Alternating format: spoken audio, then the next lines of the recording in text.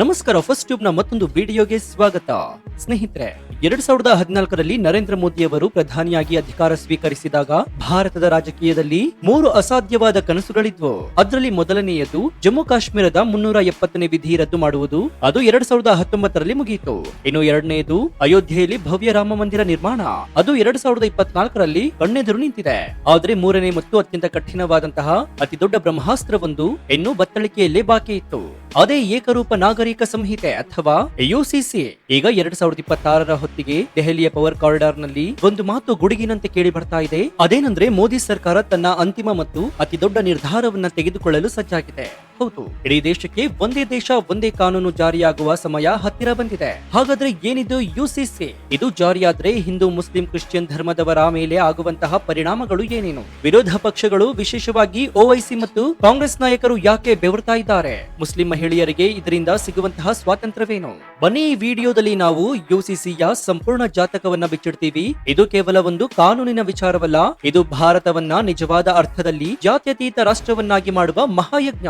So ಈ ವಿಡಿಯೋವನ್ನ ಶುರು ಮಾಡೋದಕ್ಕೂ ಮುನ್ನ ಭಾರತದಲ್ಲಿ ಎಲ್ಲರಿಗೂ ಒಂದೇ ಕಾನೂನು ಇರಬೇಕು ಅಂತ ನಿಮ್ಗನ್ಸಿದ್ರೆ ಎಸ್ ಅಂತ ಕಮೆಂಟ್ ಮಾಡಿ ಹಾಗೂ ವಿಡಿಯೋಗೆ ಲೈಕ್ ಕೊಡಿ. ಜೊತೆಗೆ ಭಾರತದ ಒಳಿತಿಗಾಗಿ ಪ್ರಧಾನಿ ನರೇಂದ್ರ ಮೋದಿ ಅವರು ತೆಗೆದುಕೊಳ್ತಿರುವಂತಹ ಈ ನಿರ್ಧಾರ ಒಳ್ಳೆಯದು ಅಂತ ನಿಮ್ಗನ್ಸಿದ್ರೆ ಜೈ ಭಾರತ್ ಅಂತ ಕಮೆಂಟ್ ಮಾಡಿ.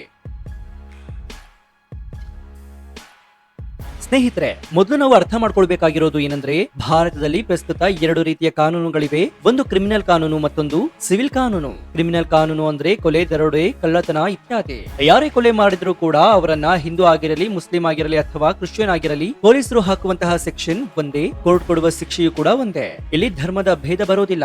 ಆದ್ರೆ ಸಿವಿಲ್ ಕಾನೂನು ಅಂದ್ರೆ ವಿವಾಹ, ವಿಚ್ಛೇದನ, ಆಸ್ತಿ ಹಂಚಿಕೆ ಮತ್ತು ದತ್ತು ಪಡೆಯುವ ವಿಚಾರಗಳಿಗೆ ಬಂದಿದೆ. ಭಾರತದಲ್ಲಿ ಒಂದೊಂದು ಧರ್ಮಕ್ಕೆ ಒಂದೊಂದು ಕಾನೂನಿದೆ. ಹಿಂದೂಗಳಿಗೆ ಹಿಂದೂ ವಿವಾದ ಕಾಯ್ದೆ 1955, ಮುಸ್ಲಿಮರಿಗೆ ಮುಸ್ಲಿಂ ಪರ್ಸನಲ್ ಲಾ ಶರಿಯತ್ ಕಾಯ್ದೆ 1937, ಇನ್ನು ಕ್ರಿಶ್ಚಿಯನರಿಗೆ ಭಾರತೀಯ ಕ್ರಿಶ್ಚಿಯನ್ ವಿವಾಹ ಕಾಯ್ದೆ 1872.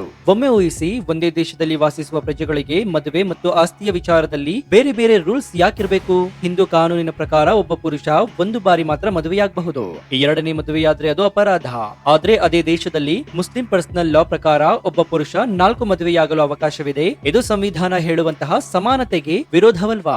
ಇದನ್ನೇ ಸರಿಪಡಿಸಲು ತರ್ತಾ ಇರುವಂತಹ ಬ್ರಹ್ಮಾಸ್ತ್ರವೇ ಯೂನಿಫಾರ್ಮ್ ಸಿವಿಲ್ ಕೋಡ್ ಅಂದ್ರೆ ಯುಸಿಸಿ. ಧರ್ಮ ಯಾವುದೇ ಇರಲಿ, ಮದುವೆ, ವಿಚ್ಛೇದನ, ಜೀವನಾಂಶ, ಆಸ್ತಿ ಹಕ್ಕು ಮತ್ತು ದತ್ತು ಪಡೆಯುವ ನಿಯಮಗಳು ಇಡೀ ದೇಶದ 140 ಕೋಟಿ ಜನರಿಗೂ ಕೂಡ ಒಂದೇ ಆಗಿರುತ್ತೆ. ಒನ್ ನೇಷನ್ ಒನ್ ಲಾ. ಸ್ನೇಹಿತರೆ, ಯುಸಿಸಿಯನ್ನ ವಿರೋಧಿಸುವವರು ಇದು ಮುಸ್ಲಿಮರ ವಿರೋಧದ ಕಾನೂನು ಅಂತ ಬೊಬ್ಬೆ ಹೊಡಿತಾ ಇದ್ದಾರೆ. ಆದ್ರೆ ವಾಸ್ತವವಾಗಿ ಯುಸಿಸಿಯಿಂದ ಅತಿ ಹೆಚ್ಚು ಲಾಭ ಪಡೆಯುವುದು ಮತ್ತು ಸ್ವಾತಂತ್ರ್ಯ ಪಡೆಯುವುದು ಅದೇ ಮುಸ್ಲಿಂ ಮಹಿಳೆಯರು. ಸ್ವಲ್ಪ ಇತಿಹಾಸದ ಪುಟಗಳನ್ನ ತಿರು ಹಾಕಿ ನೋಡೋಣ. 1985ರ ಪ್ರಸಿದ್ಧ ಶಾಬಾನು ಪ್ರಕರಣ ನೆನಪಿದ್ಯಾ? 62 ವರ್ಷದ ಶಾಬಾನು ಎಂಬಂತಹ ವೃದ್ಧ ಮಹಿಳೆಗೆ ಆಕೆಯ ಗಂಡ ವಿಚ್ಛೇದನವನ್ನ ನೀಡಿದ. ಆಕೆ ತನಗೆ ಜೀವನಾಂಶ ಬೇಕು ಅಂತ ಸುಪ್ರೀಂ ಕೋರ್ಟ್ ಮೆಟ್ಟಿಲೇರ್ತಾಳೆ. ಸುಪ್ರೀಂ ಕೋರ್ಟ್ ಆಕೆಗೆ ಜೀವನಾಂಶ ಕೊಡಬೇಕು ಅಂತ ತೀರ್ಪನ್ನ ನೀಡಿತು. ಆದ್ರೆ ಆಗಿನ ರಾಜೀವ್ ಗಾಂಧಿ ನೇತೃತ್ವದ ಕಾಂಗ್ರೆಸ್ ಸರ್ಕಾರ ಕೇವಲ ವೋಟ್ ಬ್ಯಾಂಕ್ ಓಲೈಕೆಗಾಗಿ ಮುಸ್ಲಿಂ ಮೂಲಭೂತವಾದಿಗಳ ಒತ್ತಡಕ್ಕೆ ಮಣಿದು ಸಂವಿಧಾನವನ್ನೇ ತಿದ್ದುಪಡಿ ಮಾಡಿ ಸುಪ್ರೀಂ ಕೋರ್ಟ್ ತೀರ್ಪನ್ನೇ ರದ್ದು ಮಾಡಿತು. ಒಬ್ಬ ಬಡ ಮಹಿಳೆಯನ್ನ ನಡು ಬೀದಿಯಲ್ಲಿ ಅನಾಥರನ್ನಾಗಿ ಮಾಡಿಬಿಡ್ತು. ಇವತ್ತಿಗೂ ಕೂಡ ಮುಸ್ಲಿಂ ಪರ್ಸನಲ್ ಲಾ ನಲ್ಲಿ ಮಹಿಳೆಯರಿಗೆ ಸಮಾನ ಹಕ್ಕುಗಳಿಲ್ಲ. ಬಹುಪತ್ನಿತ್ವ, ಗಂಡ 4 ಮದುವೆಯಾದ್ರೂ ಕೂಡ ಹೆಂಡತಿ ಪ್ರಶ್ನೆ ಮಾಡುವಂತಿಲ್ಲ. ಹಲಾಲ, ವಿಚ್ಛೇದನ ಪಡೆದ ಮಹಿಳೆ ಮತ್ತೆ ಅದೇ ಗಂಡನನ್ನ ಮದುವೆಯಾಗಬೇಕಾದ್ರೆ ಬೇರೊಬ್ಬ ಪುರುಷನ ಜೊತೆ ಮದುವೆಯಾಗಿ ಅವನಿಂದ ವಿಚ್ಛೇದನ ಪಡೆಯಬೇಕು. ಇದಕ್ಕಿಂತ ಅವಮಾನವಾದಂತಹ ಪದ್ಧತಿ ಇನ್ನೊಂದಿದ್ಯಾ? ಇನ್ನು ಮೂರನೇದು ಆಸ್ತಿ ಹಕ್ಕು. ಹೆಣ್ಣು ಮಕ್ಕಳಿಗೆ ಆಸ್ತಿಯಲ್ಲಿ ಗಂಡು ಮಕ್ಕಳ ಸಮಾನ ಪಾಲು ಸಿಗ್ತಾ ಇಲ್ಲ. ಇನ್ನು ನಾಲ್ಕನೆಯದ್ದು ಮದುವೆಯ ವಯಸ್ಸು. ಹುಡುಗಿಗೆ ಋತುಮತಿಯಾದರೆ ಸಾಕು, ಅಂದ್ರೆ 14ರಿಂದ 15 ವರ್ಷಕ್ಕೆ ಮದುವೆ ಮಾಡಬಹುದು ಎಂದು ಪರ್ಸನಲ್ ಲಾ ಹೇಳುತ್ತೆ. ಮೋದಿ ಸರ್ಕಾರ 2019ರಲ್ಲಿ ತ್ರಿವಳಿ ತಲಾಖ್ ಅನ್ನ ಬ್ಯಾನ್ ಮಾಡಿತು. ಈಗ ಯುಸಿಸಿ ಜಾರಿಯಾದ್ರೆ ಬಹುಪತ್ನಿತ್ವ, ಹಲಾಲ ಮತ್ತು ಬಾಲ್ಯ ವಿವಾಹ ಶಾಶ್ವತವಾಗಿ ನಿಷೇಧವಾಗುತ್ತೆ. ಎಲ್ಲಾ ಧರ್ಮದ ಹೆಣ್ಣು ಮಕ್ಕಳಿಗೂ ಕೂಡ 18 ವರ್ಷ ತುಂಬುವವರೆಗೆ ಮದುವೆ ಮಾಡುವಂತಿಲ್ಲ.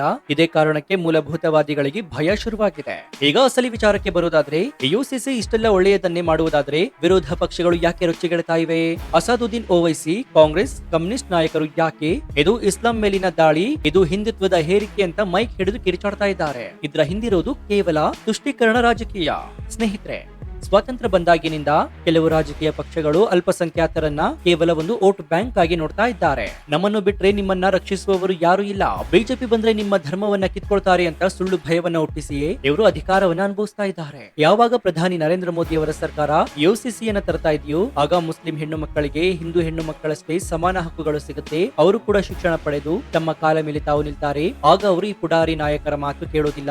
ಇದೇ ಓವೈಸಿ ಅಂತವರಿಗೆ ಇರುವಂತಹ ಅತಿ ದೊಡ್ಡ ಭಯವಾಗಿದೆ. ಇದಷ್ಟೇ ಅಲ್ಲದೆ ಯುಸಿಸಿ ಜಾರಿಯಾದ್ರೆ ಜನಸಂಖ್ಯಾ ಸ್ಫೋಟಕ್ಕೂ ಕೂಡ ಪರೋಕ್ಷವಾಗಿ ಬ್ರೇಕ್ ಬೀಳುತ್ತೆ. ಒಬ್ಬನೇ ಪುರುಷ 4 ಮದುವೆಯಾಗಿ 15ರಿಂದ 20 ಮಕ್ಕಳನ್ನ ಹೇರುವಂತಹ ಪದ್ಧತಿಗೆ ಫುಲ್ ಸ್ಟಾಪ್ ಬೀಳುತ್ತೆ. ದೇಶದ ಸಂಪನ್ಮೂಲಗಳ ಮೇಲೆ ಎಲ್ಲರಿಗೂ ಕೂಡ ಸಮಾನ ಹಕ್ಕು ಸಿಗುತ್ತೆ. ಇದು ಅಭಿವೃದ್ಧಿಯ ದೃಷ್ಟಿಯಿಂದ ಎಷ್ಟು ಮುಖ್ಯ ಅಂತ ನೀವೇ ಒಮ್ಮೆ ಯೋಚನೆ ಮಾಡಿ ನೋಡಿ. ಇನ್ನು ವಿರೋಧ ಪಕ್ಷಗಳು ಯುಸಿಸಿಯನ್ನ ಸಂವಿಧಾನ ವಿರೋಧ ಅಂತಾರೆ. ಆದ್ರೆ ವಾಸ್ತವ ಏನ್ ಗೊತ್ತಾ? ಯುಸಿಸಿಯನ್ನ ಜಾರಿಗೆ ತನ್ನಿ ಅಂತ ಹೇಳಿದ್ದೆ ನಮ್ಮ ಸಂವಿಧಾನದ ಶಿಲ್ಪಿ ಡಾಕ್ಟರ್ BR ಅಂಬೇಡ್ಕರ್. ಹೌದು, ಭಾರತ ಸಂವಿಧಾನದ 44ನೇ ವಿಧಿಯಲ್ಲಿ ಸ್ಪಷ್ಟವಾಗಿ ಬರೆಯಲಾಗಿದೆ, ದೇಶದ ಎಲ್ಲಾ ಪ್ರಜೆಗಳಿಗೂ ಕೂಡ ಏಕರೂಪ ನಾಗರಿಕ ಸಂಹಿತೆಯನ್ನ ತರಲು ಸರ್ಕಾರ ಪ್ರಯತ್ನಿಸಬೇಕು ಅಂತ. BR ಅಂಬೇಡ್ಕರ್ ಅವರು ಸಂವಿಧಾನ ರಚನಾ ಸಭೆಯಲ್ಲಿ ಭಾಷಣ ಮಾಡುವಾಗ ಭಾರತ ಒಂದು ಜಾತ್ಯತೀತ ರಾಷ್ಟ್ರವಾಗಿರಬೇಕಾದ್ರೆ ಧರ್ಮದ ಆಧಾರದ ಮೇಲೆ ಕಾನೂನುಗಳು ಇರಕೂಡದು ಹೀಗಂತ ಗುಡುಗಿದ್ರು. ಆದ್ರೆ ಆಗಿನ ಪ್ರಧಾನಿ ಜವಾಹರಲಾಲ್ ನೆಹರು ಅವರು ಹಿಂದೂ ಕೋಡ್ ಬಿಲ್ ಅನ್ನ ಮಾತ್ರ ಜಾರಿಗೆ ತಂದ್ರು. ಮುಸ್ಲಿಂ ಪರ್ಸನಲ್ ಲಾ ಅನ್ನ ಮುಟ್ಟುವಂತಹ ಧೈರ್ಯವನ್ನ ಮಾಡಲಿಲ್ಲ. ಅವತ್ತು ನೆಹರು ಮಾಡಲಾಗದ ಕೆಲಸವನ್ನ ಇವತ್ತು 75 ವರ್ಷಗಳ ನಂತರ ಪ್ರಧಾನಿ ನರೇಂದ್ರ ಮೋದಿ ಅವರು ಮಾಡಲು ಹೊರಟಿದ್ದಾರೆ. ಈಗಾಗಲೇ ಟ್ರೇಲರ್ ರಿಲೀಸ್ ಆಗಿದೆ. 2024ರ ಆರಂಭದಲ್ಲಿ ಉತ್ತರಾಖಂಡದ ರಾಜ್ಯಗಳಲ್ಲಿ ಯುಸಿಸಿಯನ್ನು ಅಧಿಕೃತವಾಗಿ ಜಾರಿಗೆ ತರಲಾಗಿದೆ. ಗುಜರಾತ್ ಮತ್ತು ಅಸ್ಸಾಂ ರಾಜ್ಯಗಳು ಕೂಡ ಇದೇ ಹಾದಿಯಲ್ಲಿವೆ. ಉತ್ತರ ಪ್ರದೇಶದಲ್ಲಿ ಯೋಗಿ ಆದಿತ್ಯನಾಥ್ ಅವರು ಕೂಡ ಯುಸಿಸಿ ಜಾರಿಗೆ ಸಜ್ಜಾಗಿದ್ದಾರೆ. 2026ರಲ್ಲಿ ಪ್ರಧಾನಿ ನರೇಂದ್ರ ಮೋದಿ ಅವರ ಪ್ಲಾನ್ ಸ್ಪಷ್ಟವಾಗಿದೆ. ಇಡೀ ದೇಶಕ್ಕೆ ಒಂದೇ ಬಾರಿಗೆ ಸಂಸತ್ನಲ್ಲಿ ಬಿಲ್ ಪಾಸ್ ಮಾಡಿ ಈ ದೇಶದ ಆಂತರಿಕ ಭದ್ರತೆ ಮತ್ತು ಸಮಾನತೆಯನ್ನ ಶಾಶ್ವತವಾಗಿ ಗಟ್ಟಿ ಮಾಡೋದು. ಹಾಗಾದ್ರೆ ಯುಸಿಸಿ ಜಾರಿಯಾದ ಮರುದಿನದಿಂದ ನಿಮ್ಮ ಮತ್ತು ನಿಮ್ಮ ಜೀವನದಲ್ಲಿ ಏನ್ ಬದಲಾಗುತ್ತೆ? ಪಾಯಿಂಟ್ ರೂಪದಲ್ಲಿ ಹೇಳ್ತೀನಿ ಕೇಳಿ. ಒಂದು, ಮದುವೆಯ ನಿಯಮ. ಎಲ್ಲರಿಗೂ ಒಂದೇ ಮದುವೆ ಕಡ್ಡಾಯವಾಗುತ್ತೆ. ಹಿಂದೂ ಆಗಲಿ ಮುಸ್ಲಿಂ ಆಗಲಿ ಮೊದಲನೇ ಹೆಂಡತಿ ಬದುಕಿರುವಾಗ ಅಥವಾ ಕಾನೂನುಬದ್ಧವಾಗಿ ವಿಚ್ಛೇದನ ಪಡೆಯದೆ ಎರಡನೇ ಮದುವೆಯಾಗುವಂತಿಲ್ಲ. ಇನ್ನು ಆಸ್ತಿ ಹಕ್ಕು. ತಂದೆ ತಾಯಿಯ ಆಸ್ತಿಯಲ್ಲಿ ಗಂಡು ಮತ್ತು ಹೆಣ್ಣು ಮಕ್ಕಳಿಗೆ 50-50 ಸಮಪಾಲು ಸಿಗುತ್ತೆ. ಧರ್ಮದ ನೆಪ ಹೇಳಿ ಹೆಣ್ಣು ಮಕ್ಕಳನ್ನ ಆಸ್ತಿಯಿಂದ ವಂಚಿಸುವಂತಿಲ್ಲ.